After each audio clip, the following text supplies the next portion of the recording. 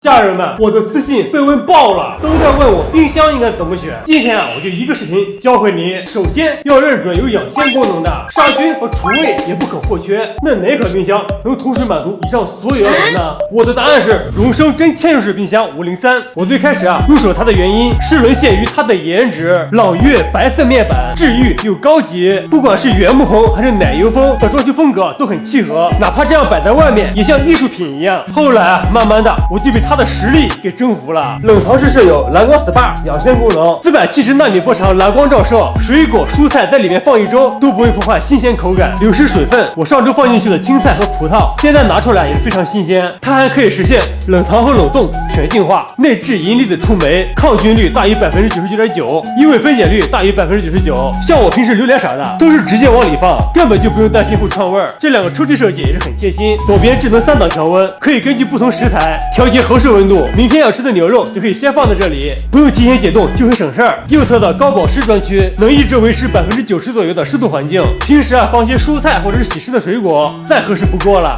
而且呢，作为一款真嵌入式冰箱，它是实打实的卷别人，60公分的厚度，放进普通橱柜都不会突出。散热口在底部，这样两侧就不需要预留空间。